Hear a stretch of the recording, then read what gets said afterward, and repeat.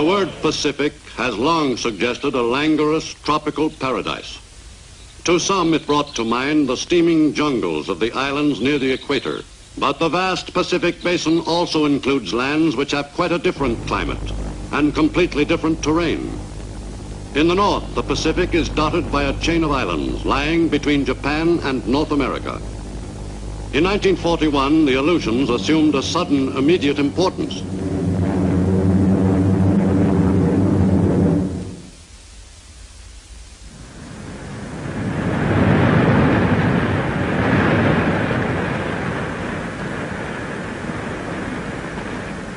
Of all the lands which were to become battlefields in the first truly global war, the Aleutian Islands were among the areas least suited to the conduct of successful military operations. The U.S. paid little attention to its desolate island chain before 1940, but Japanese fishermen were well acquainted with the area. Since early in this century, Japanese fishing ships had worked all the waters off the Aleutians and off the Alaskan coast. Ignoring repeated U.S. protests, the Nipponese fishing fleets investigated every cove and every passage which might be of interest to the Japanese Navy one day. Throughout the area, it was felt that some of the Japanese fishermen were probably naval officers in disguise.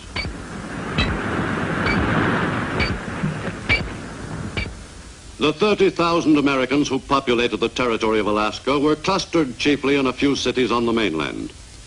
The U.S. Army was represented by some 300 soldiers on Alaska in 1939, and the Navy boasted one small base and a few light warships.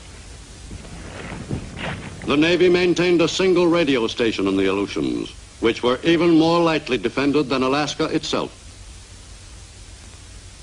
In December 1941, when the Japanese struck 2,500 miles to the south, Alaska was still virtually defenseless. With Japan's forces fanning out across the Pacific, Midway was an obvious target. So too was America's base in the Aleutians at Dutch Harbor. Both bases came under attack. In late May 1942, an enemy fleet moved east and sneaked in toward Dutch Harbor. On June 3rd, under cover of bad weather, the Japanese headed straight for the target without being spotted by the American search planes, which knew the Japanese fleet was in the area. The ships continued their run until they were only 165 miles from the target. The poor weather, which proved helpful to the ships, was quite the opposite for the attacking planes.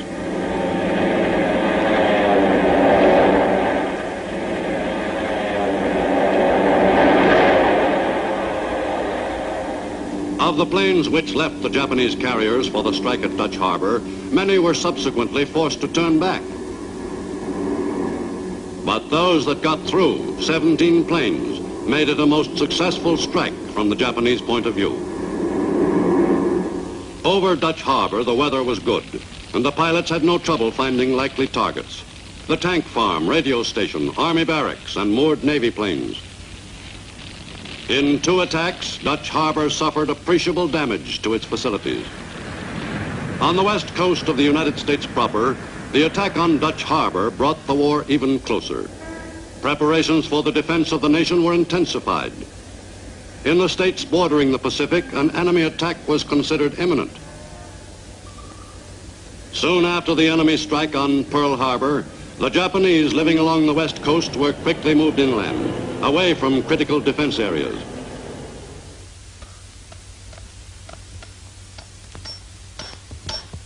Relocation centers were hurriedly built, principally in the western states, to house some 100,000 Issei, Japanese-born aliens, and Nisei, American-born U.S. citizens of Japanese parentage. For the next 3 years, the Japanese areas of large west coast cities were to remain deserted. In the Pacific states, defense preparations were taken with growing seriousness as enemy submarines ventured into waters just off the U.S. mainland. An enemy air attack was regarded as a distinct possibility at almost any moment. The coastal area, stretching inland for 150 miles, was ordered thoroughly blacked out. The simple dim out was over. Under the new ruling, not a ray of light would be visible to guide any enemy vessel offshore. Coast artillery was emplaced along the shore from the Canadian border to Mexico. The entire west coast became an armed camp. Troops by the thousands arrived and began rehearsals for combating an enemy attack. These practice operations were conducted with grim efficiency. If the Japanese should strike against U.S. coastal cities, either by air or by sea, they would receive a warm reception. The West Coast was fully alerted for any attack. From the score of camps in the states bordering the Pacific, thousands of American fighting men embarked on the first leg of their trip to the fighting fronts in the Pacific, charged with stopping the enemy's continuing advance. In the northern Pacific, a Japanese fleet carrying an occupation force moved toward the Aleutians on the second day of the strike on Dutch Harbor. The seizure of several islands in the western Aleutians would protect the enemy's northern flank and move Japanese forces into position for regular attacks against U.S. bases.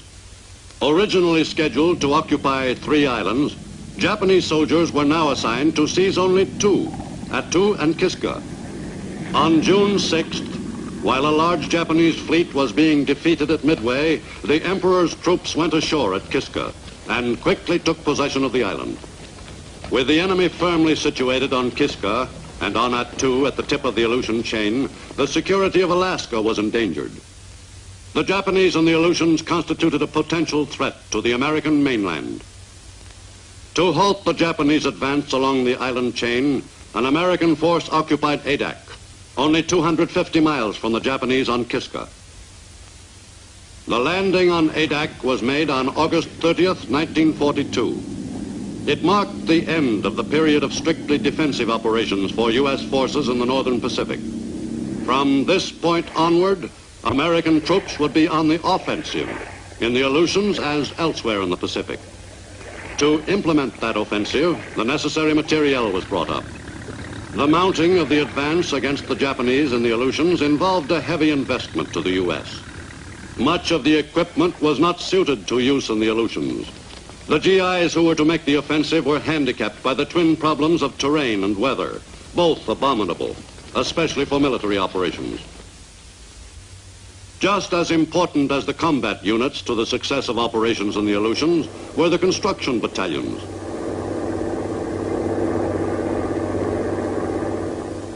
Building an airstrip in the northern Pacific was somewhat more of an operation than it was anywhere else. The work at Adak was rushed. From that island, American bombers could plaster the Japanese on both Attu and Kiska, softening up those islands for U.S. invasions. Throughout the Pacific, the construction of an airfield nearer Japan always signaled an important step forward toward eventual victory. Only 2 weeks after the GIs landed on Adak, the engineers put the finishing touches on the first airstrip. In January 1943, U.S. troops moved to Amchitka, only 50 miles from Kiska.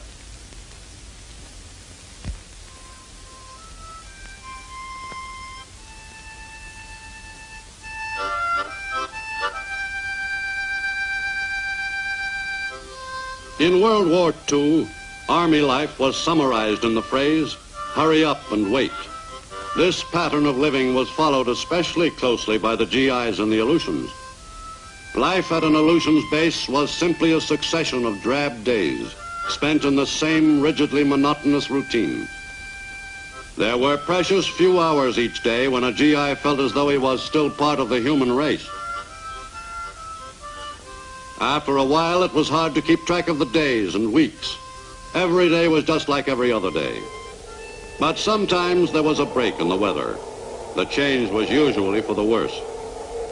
When a willowaw or Aleutian windstorm started blowing, all the GIs on the islands quickly battened down their shelters. Some of the men had seen some pretty strong twisters in the U.S., but nothing to compare with a full-scale willowaw. The Aleutian weather was, of course, a particular problem to the Air Force. On an average day, the weather ranged from poor to impossible.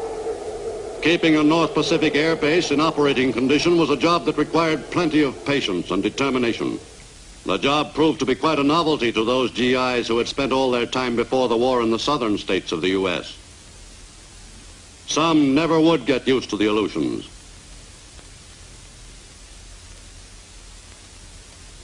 When there wasn't a willow to worry about, there was often snow to complicate flying conditions. And when there was snow at an Aleutian air base, everybody kept busy. Because of the frequency of thick fogs, the planes were able to fly missions against the enemy only on comparatively good days. And most of those were far from what was called ideal flying weather. The planes of the 11th Air Force were ready to take off on strikes against the enemy at a few moments' notice, whenever weather permitted. In late 1942 and early 43, all possible air power in the Aleutians was assigned to the job of knocking out Japanese positions on Attu and Kiska. The commanders of the units which were to bomb those islands carefully studied the latest air photographs of the areas. By picking as targets the facilities most vital to the enemy, the all-important airstrip, the seaplane hangar, coast defense guns, the Air Force could cripple Japanese offensive operations from their newly won bases. Before every mission, the pilots were briefed on their specific objectives. Then, when the weather permitted, they prepared to take off on the 250-mile hop to the target. No matter how good the weather report, the pilots could never be entirely sure that favorable conditions would hold over the target. Aleutian's weather was especially changeable, and the pilots had learned not to expect much in the way of continuing clear visibility. All they could do was head west and hope. The U.S. could not be sure of the extent of Japanese intentions in the North Pacific. The only way to keep the enemy from expanding his area of control was for 11th Air Force planes to bomb the enemy's installations on Attu and Kiska as frequently as possible.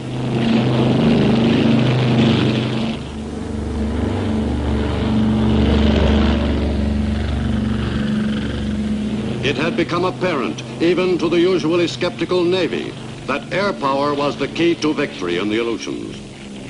The Air Force itself had come to the same conclusion somewhat earlier.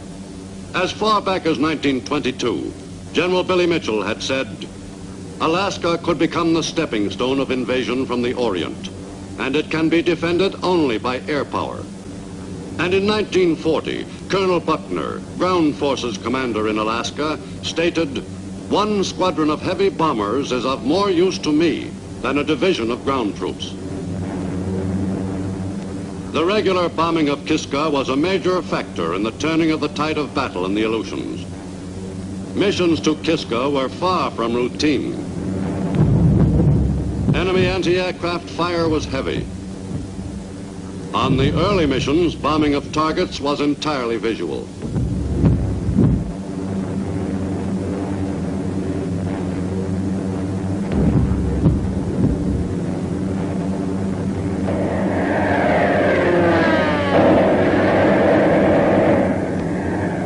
Special attention was given to plastering the Salmon Lagoon runway on the island.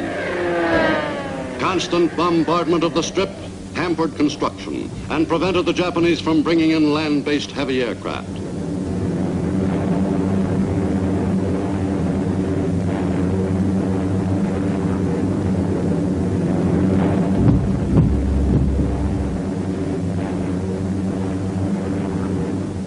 Besides the heavy flak which the enemy threw up, the attacking bombers had to cope with Japanese fighters.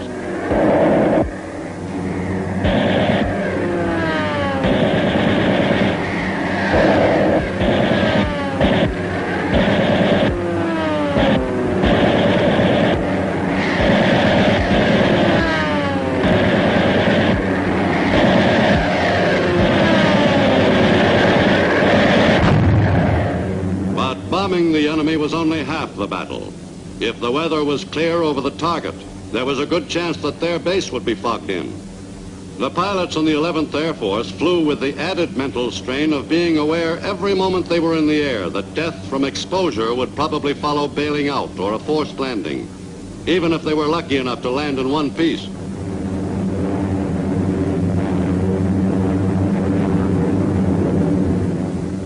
After the flight back, the best sight in the world was the base control tower. Whatever the weather, each landing in the Aleutians was a new adventure, even for veteran pilots. Many of the 11th Air Force pilots who had been trained in Texas had to readjust completely to conditions in the northern Pacific. Since the complement of planes in Alaska and the Aleutians was fairly limited, the loss of even one plane would be keenly felt. The pilots always had to contend with fog, high wind, rain, or ice, always more of a hazard than the enemy.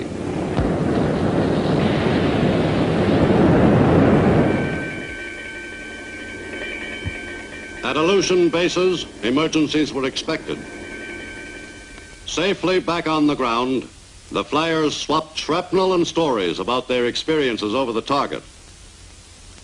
A successful raid on an enemy-held island made enduring the cold and the monotony worthwhile after all. In May 1943, a U.S. assault force moved toward Attu, the Japanese-held island at the tip of the Aleutian chain. On the morning of May 11th, the invasion force stood offshore. From U.S. submarines, Army scouts headed for shore in advance of the main landing force to reconnoiter the areas behind the landing beaches and to destroy enemy installations wherever possible. Then, shortly after 2 p.m., the warships laid down a barrage as cover for the main landing forces.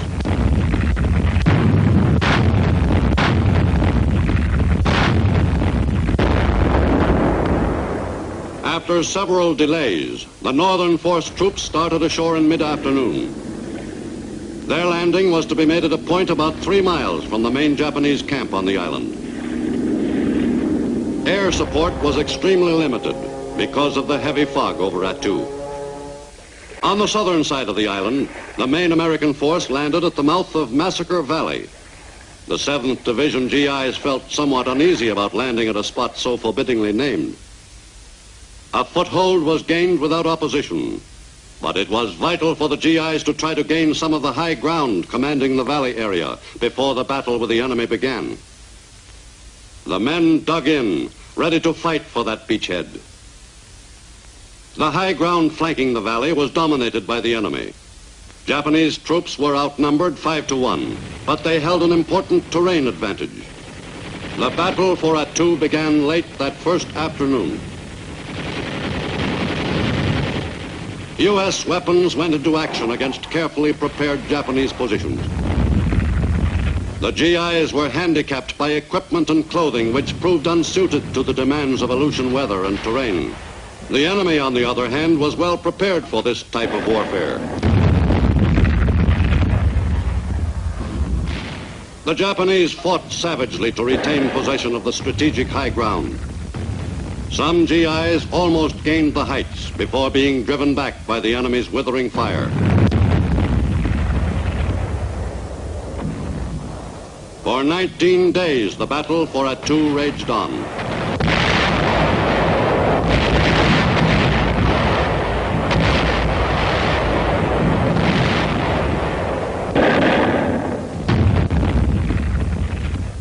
Finally, after a last desperate banzai charge, the Japanese defense of the island was at an end. The frenzied enemy attack had carried the Japanese troops into the American lines, where they were virtually wiped out by Army engineers. Most of the remaining Japanese who were not killed in the hand-to-hand struggle committed suicide rather than surrender. After the annihilation of the Japanese force which had made the banzai charge, the Imperial Japanese High Command, 1,800 miles away in Tokyo, conceded defeat on May 30th.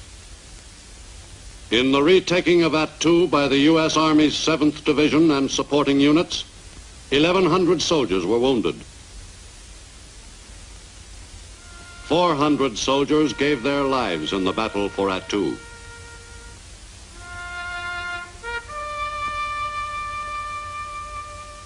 O merciful God, the Father of our Lord Jesus Christ, who is the resurrection and the life, in whom whosoever believeth shall live, though he die, and whosoever liveth and believeth in him shall not die eternally, who also hath taught us by his holy apostle St. Paul not to be sorry, as men without hope, for those who sleep in him.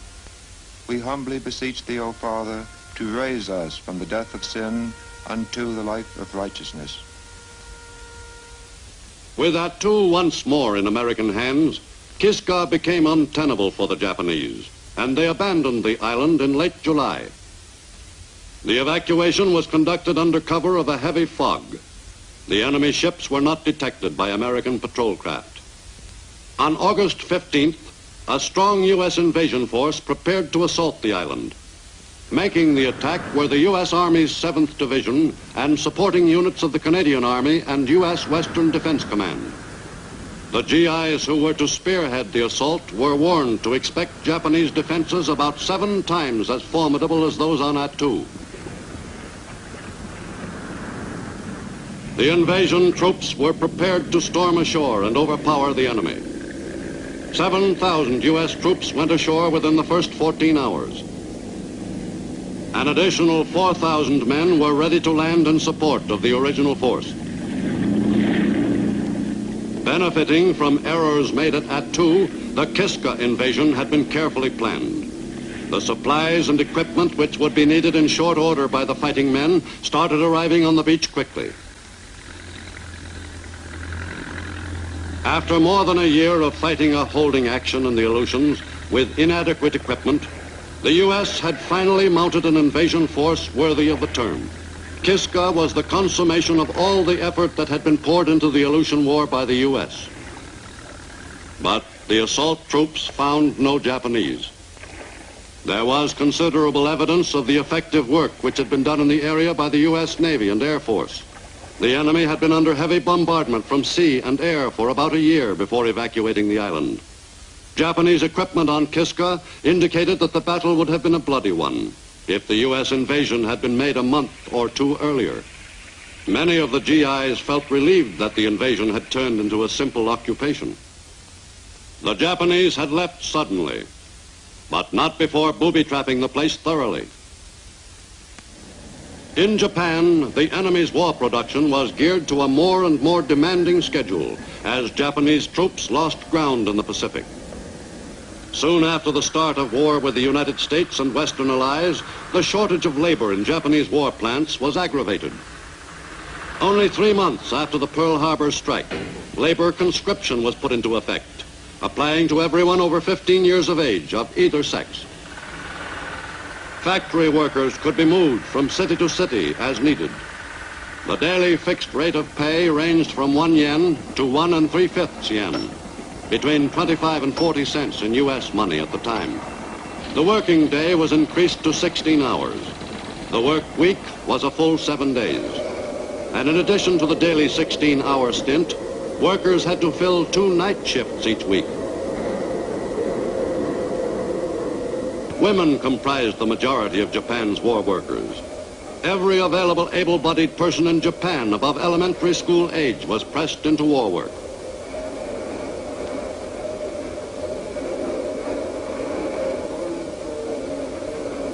The energies and resources of all of Japan were concentrated on crushing the hated American enemy and winning a brilliant victory for the glory of Imperial Japan and its militarist leaders. With the Aleutians completely regained, the U.S. command turned its attention farther westward to the Kuril Islands. Paramushiro, the most important target, was bombed regularly by U.S. planes beginning in mid-1943. En route to the Kurils, American pilots often practiced on Japanese ships.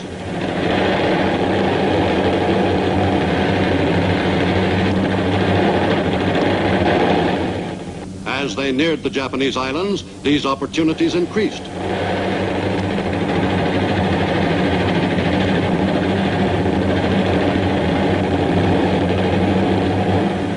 The 800-mile trip from the western Aleutians to the northern Kurils soon became a routine mission. The principal targets at Paramushiro were airfields, fisheries, and canneries. All were given careful attention. From mid-1943 until the end of the war, 11th Air Force planes kept Paramushiro effectively neutralized. U.S. air power had successfully disrupted Japan's aggressive moves in the North Pacific. Below the equator, the job of pushing the Japanese back involved a different kind of warfare. In the jungles of New Guinea, Allied fighting forces were engaged in combat with the enemy from the early months of the war.